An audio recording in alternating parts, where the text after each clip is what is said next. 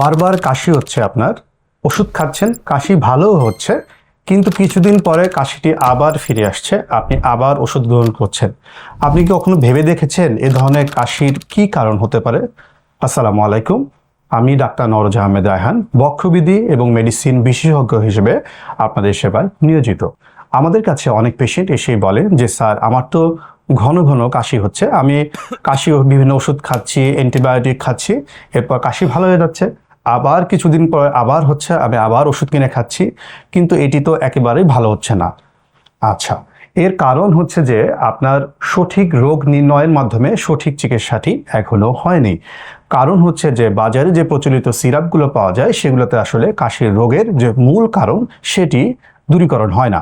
এছাড়াও কাশির জন্য বারবার অ্যান্টিবায়োটিক কিনে খাওয়াও একদম ঠিক নয়, কারণ এর মাধ্যমে অ্যান্টিবায়োটিক রেজিস্ট্যান্সের মাধ্যমে আপনার জীবনের উপরেও মারাত্মক ঝুঁকি রয়েছে। তাহলে কি কারণে এটি হতে পারে? এর কারণ হচ্ছে যে কখনো কখনো আমরা জানি না যে আমাদের অ্যালার্জিক টাইপের রিয়াকশন বডিতে হচ্ছে এবং কফ ভেরিয়েন্ট অ্যাজমা হচ্ছে। অর্থাৎ কফ ভেরিয়েন্ট অ্যাজমা যেটা, সেটাতে কিন্তু আসলে কোনো হাঁপানি বা শ্বাসকষ্ট থাকে না। এই ধরনের রোগে একমাত্র উপসর্গ হচ্ছে মাঝে মাঝে কাশি হওয়া। এছাড়া অ্যালার্জিক রাইনাইটিস, ন্যাজাল পলিপ, এছাড়া সিওপিডি, ডিপিএলডি, অ্যাসিড রিফ্লাক্স, হার্ট ফেইলিওরের জন্য এরকম কিছু কিছু লক্ষণ হতে পারে। তো সঠিক কারণটি নির্ণয় করা খুবই জরুরি। আপনার যখন একজন চিকিৎসকের কাছে যান, তখন উনি আপনার হিস্ট্রি নেবেন, এক্সামিনেশন করবেন এবং প্রয়োজনীয় কিছু পরীক্ষার মাধ্যমে কারণটি খুঁজে বের করার আসলে চেষ্টা করবেন। এভাবে আসলে সঠিক চিকিৎসা করা সম্ভব। দর্শক, বারবার কাশি হচ্ছে, ভালো হয়ে যাচ্ছে, এক্ষেত্রে কিন্তু কয়েকটি বিপজ্জনক লক্ষণ আপনাকে জানা থাকতে হবে। এগুলো থাকলে অবশ্যই আপনাকে চিকিৎসকের পরামর্শ নিতে হবে। যেমন কাশির সাথে মাঝে মাঝে কালো কালো কি যেন দেখা যায়, এটি আসলে রক্ত। এছাড়া কারো কারো কাশিতে এক ধরনের লালচে ভাব দেখা যায়, এটিও রক্ত হতে পারে।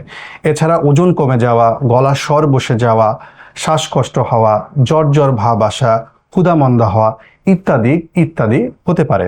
বিশেষ করে যারা ধূমপান করেন তাদের ক্ষেত্রে কিন্তু বাড়তি সতর্কতা থাকা অবশ্যই উচিত। তো এই ধরনের ক্ষেত্রে আপনারা বারবার অ্যান্টিবায়োটিক না খেয়ে, বারবার কাশির সিরাপ না খেয়ে অবশ্যই একজন চিকিৎসকের পরামর্শ নিতে পারেন। দর্শক, আপনার কাশিটি কখন হচ্ছে বেশি? রাতে নাকি দিনে? খাবার খাওয়ার আগে নাকি পরে? শুতে গেলে কি কাশি বেড়ে যাচ্ছে? কমেন্ট বক্সে জানাতে পারেন। এছাড়া এই ভিডিওটি আপনার যারা পরিচিত বা ফ্যামিলি মেম্বার আছে তাদেরকে আপনি শেয়ার করতে পারেন।